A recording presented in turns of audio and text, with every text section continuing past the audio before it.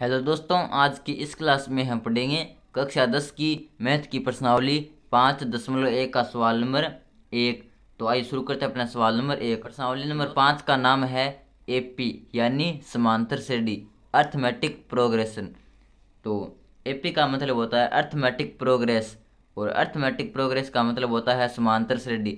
समांतर श्रेणी यानी जो एक निश्चित की संख्याओं की एक ऐसी सूची जो एक निश्चित अंतराल के बाद बढ़ती जाती है या घटती जाती है। अर्थात समांतर श्रेणी में दो संख्याओं के बीच का जो अंतर होता है वो अंतर सभी संख्याओं के बीच समान चलता है। तो ये होती है हमारी अर्थमेटिक प्रोग्रेस यानी समांतर श्रेणी। तो समांतर श्रेणी में प्रश्नावली 5.1 का पहला सवाल है कि निम्न स्थितियों में से किन स्थितियों में संबंध संख्याओं की सूची एपी है और क्यों। यानी इनमें हमें सूची बनानी, इन सवालों में हमें इन सवालों को पढ़कर सूची बनानी है, यानी एक संख्याओं की एक प्रकार से सूची बनानी है और उनमें देखना है कि कौन सी सूची एपी है, अर्थात किन सूचियों में जो हमारा उन दो संख्याओं के बीच का अंतर है जिसे हम सार्वय अंतर बोलते हैं वो समान आ रहा है। अगर समान आ रहा है तो वो हमारी एपी है, और अगर एपी है तो क्यों है उसका रीज़न भी बताना है। तो पहला सवाल है हमारा कि प्रत्येक किलोमीटर के बाद टैक्सी का किराया, जबकि प्रथम किलोमीटर के लिए किराया RS 15 है। तो सबसे पहले तो लिखेंगे इसका हल।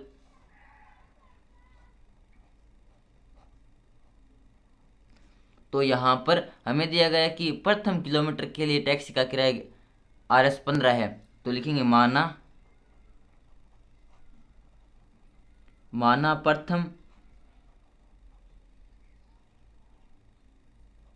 माना प्रथम किलोमीटर के लिए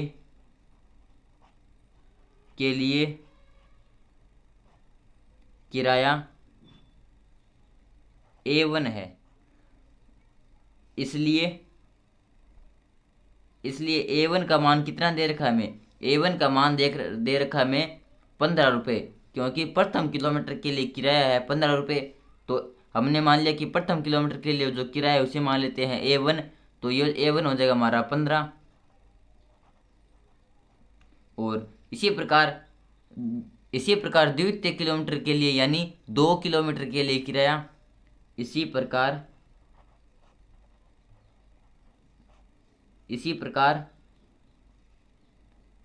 2 किलोमीटर के लिए किराया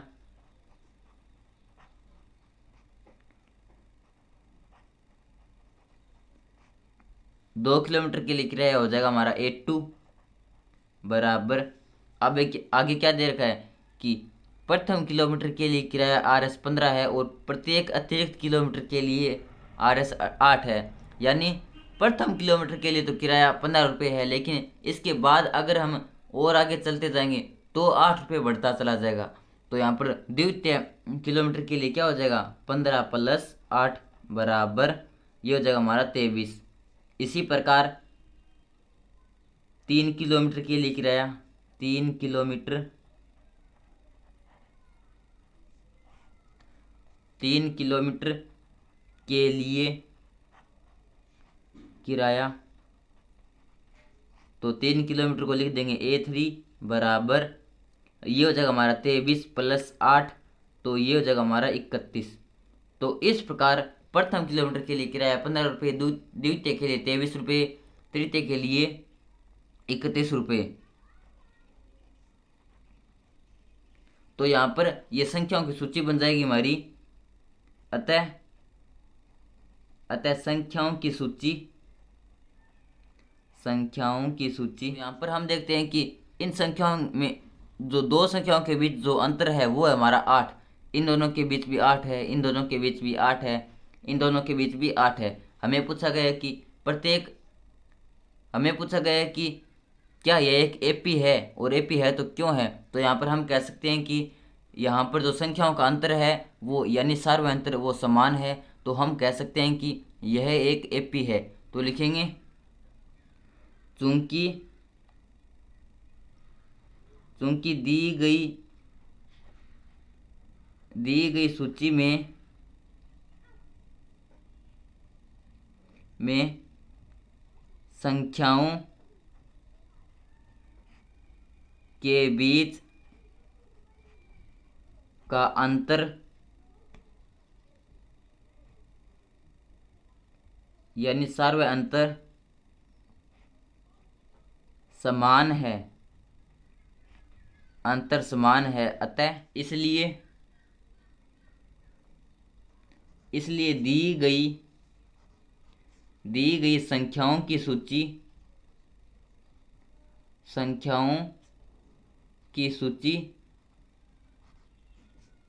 एक एपी है।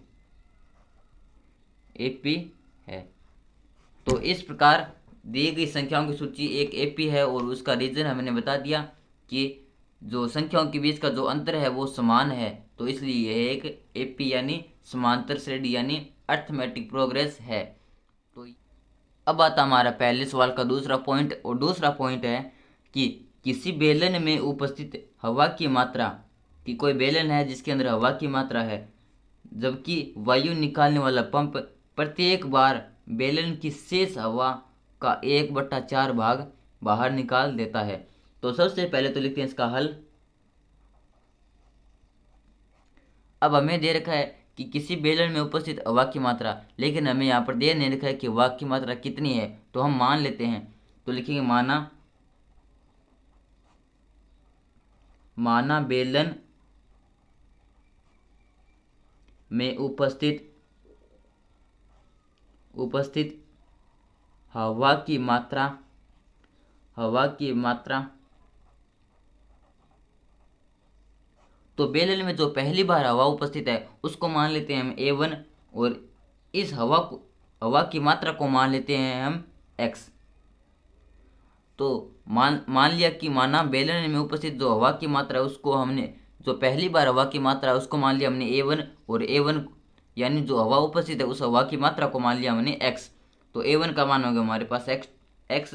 अब आगे प्रश्न में पूछा है कि जबकि किसी बेलन में उपस्थित हवा की मात्रा, जबकि वायु निकालने वाला पंप प्रत्येक बार बेलन की शेष हवा का 1/4 भाग बाहर निकाल देता है। यानी जो पंप है वो जो हमारी शेष हवा है उसका 1/4 भाग अगली बार बाहर निकाल देता है। तो लिखेंगे बेलन में उपस्थित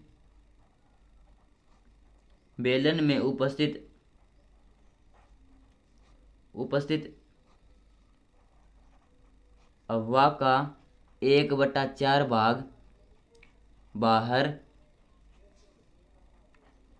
निकालने पर शेष हवा तो ये तो थी हमारी पहली बार हवा। अब दूसरी बार आती है, तो इसको मान लेते हैं हम A2। तो अब दूसरी बार शेष हवा बच जाएगी हमारी कितनी, कि जो x है उसका 1/4 x घटा देंगे, क्योंकि प्रत्येक बार जो हमारी शेष हवा है उसका 1/4 कम होता जा रहा है। तो हमारे पास शेष हवा है x। तो अब दूसरी बार यानी A2 हो जाएगा हमारा x में से घटा देंगे x का 1/4, तो ये हो जाएगा हमारा 3/4 x।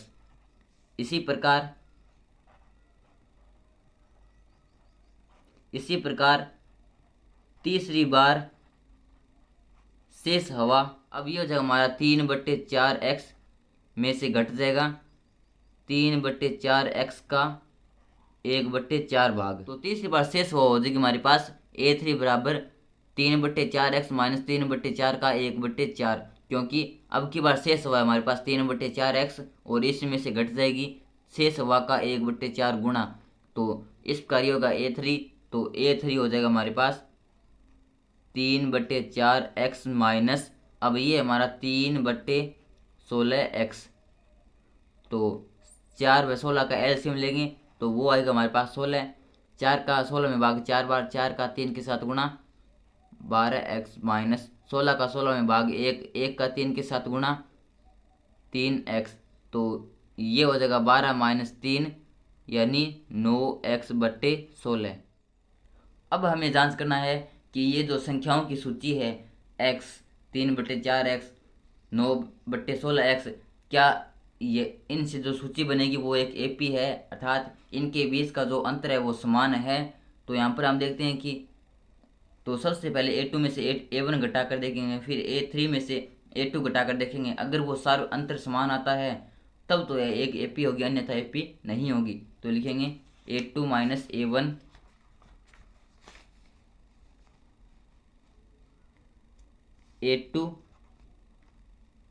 A2 minus A1। तो A2 है हमारे पास 3/4x, A2 है हमारे पास 3/4x और A1 है हमारे पास x।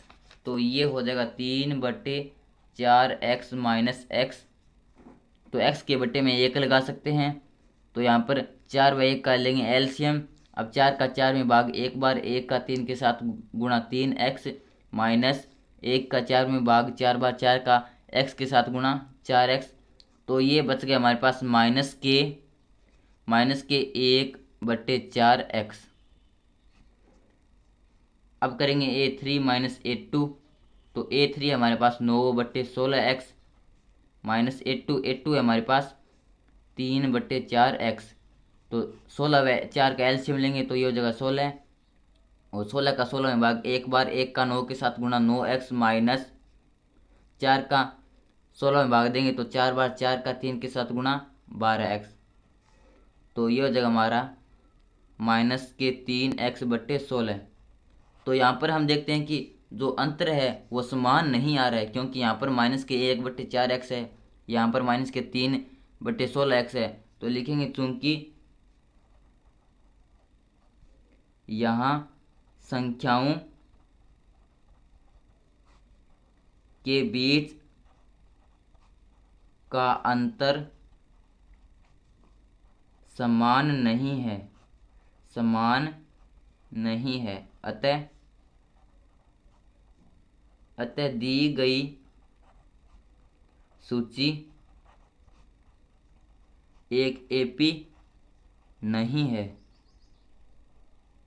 तो इस प्रकार दी गई जो संख्याओं की सूची है वो एक AP यानी अर्थमेटिक प्रोग्रेस यानी समांतर श्रेणी नहीं है। AP का मतलब होता है समांतर श्रेणी, और इस प्रश्नावली का नाम भी है समांतर श्रेणियां। अब आता है हमारा पहले का तीसरा पॉइंट, और तीसरा हमारा कि प्रत्येक मीटर की खुदाई के बाद एक कुआं खोदने में आई लागत, जबकि प्रथम मीटर खुदाई की लागत RS 150 है। यानी प्रथम मीटर खुदाई में जो पैसे लगे वो है हमारे RS 150 यानी 150 रुपये।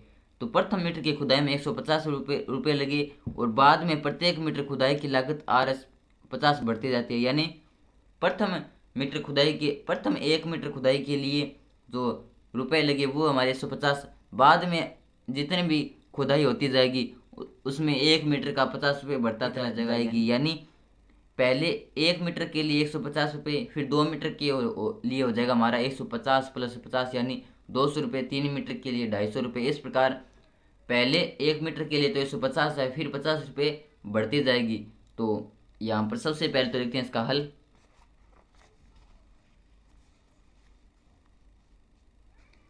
इसका हल। तो लिखेंगे चूंकि प्रथम 1 मीटर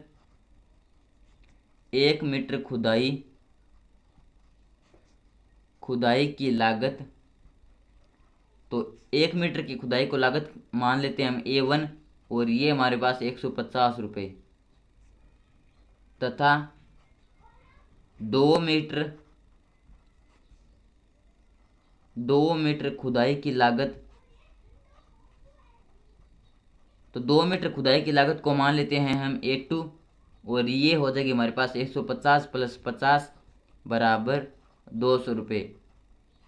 क्योंकि हमें बोला गया है कि 1 मीटर के लिए तो है 150 रुपये, बाद में 50 रुपये बढ़ती चली जाएगी, तो 2 मीटर के लिए होगी 200 रुपये।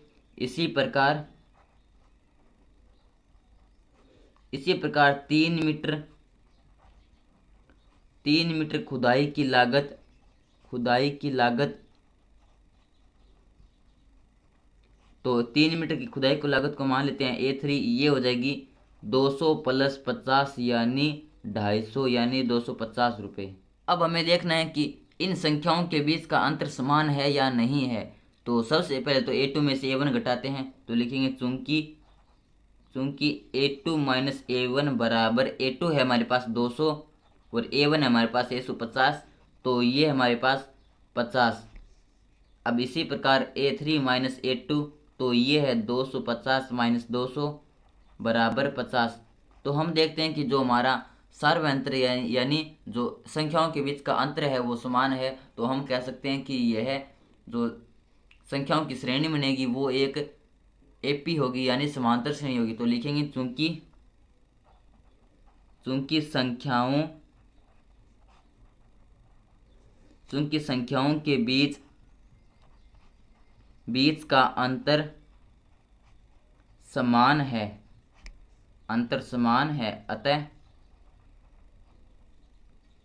अतः संख्याओं की सूची एक एपी होगी, एक एपी है। तो इस प्रकार ये था पहले सवाल का तीसरा पॉइंट। अब आता है सवाल नंबर 1 का चौथा पॉइंट, और चौथा हमारा कि खाते में प्रत्येक वर्ष का मिश्र धन जबकि RS 10,000 की राशि 8% वार्षिक की दर से चक्रवृद्धि ब्याज पर जमा की जाती है। तो सबसे पहले तो लिखेंगे इसका हल। अब हमारे पास राशि यानी मूलधन कितना है, मूलधन है हमारे पास 10,000 रुपये। तो लिखेंगे खाते में मूलधन, और मूलधन को मान लेते हैं हम A1, और मूलधन हमारे पास 10,000 रुपये, और दर क्या है, दर है हमारे पास 8% वार्षिक। ये हमारे पास दर और ये हमारे पास मूलधन A1। तो यहाँ पर तो अब हम याद करेंगे एक वर्ष के बाद मिश्र धन। तो लिखेंगे एक वर्ष के बाद मिश्र धन, और इसे मान लेते हैं हम A2। तो A2 हो जाएगा हमारे पास। यहाँ पर ब्याज है हमारा चक्रवृद्धि ब्याज। तो चक्रवृद्धि ब्याज का सूत्र होता है कि मूलधन इंटू 1 प्लस दर है हमारे पास 8/100, और ऊपर होता है पावर में होता है हमारा वर्ष। तो वर्ष है हमारे पास 1 वर्ष, तो ये हमारा 1। अब इसी प्रकार ये 1 वर्ष के बाद मिश्र धन। अब लिखेंगे 2 वर्ष के बाद मिश्र धन, इसे मान लेते हैं A3। तो ये होगा हमारा मूलधन इंटू 1 प्लस दर बटे 100 वर्ष। तो 2 वर्ष बाद वर्ष हो जाएगा हमारा 2। तो इस प्रकार ये चलता जाएगा। तो यहाँ पर हमें जांच करना है कि यह एक पी यानी समांतर श्रेणी है या नहीं है। तो हम देखते हैं कि प्रथम वर्ष में 10,000, फिर हमारा 10,000 इंटू 1 प्लस 8/10 की पावर, और इसकी पावर हमारे पास 1, और 2 वर्ष बाद है यानी A3 हमारे पास 10,000 इंटू 1 प्लस 8/10 की पावर 2। तो हम देखते हैं कि इन तीनों के बीच का अंतर समान नहीं है, इन दोनों के बीच का और इन दोनों के बीच का, क्योंकि यहाँ पर ये स्क्वायर बढ़ती जा रही है। तो हम यहाँ पर कह सकते हैं कि यहाँ पर संख्याओं के बीच का जो अंतर है वो समान नहीं है। अतः इन संख्याओं की जो एपी बनेगी, जो हमारी सूची बनेगी वो एक एपी नहीं होगी। तो लिखेंगे चूंकि संख्याओं के बीच का अंतर समान नहीं है, अतः संख्याओं की सूची एक एपी यानी समांतर श्रेणी नहीं है। तो इस प्रकार ये था हमारा प्रश्नावली 5.1 का सवाल नंबर 1।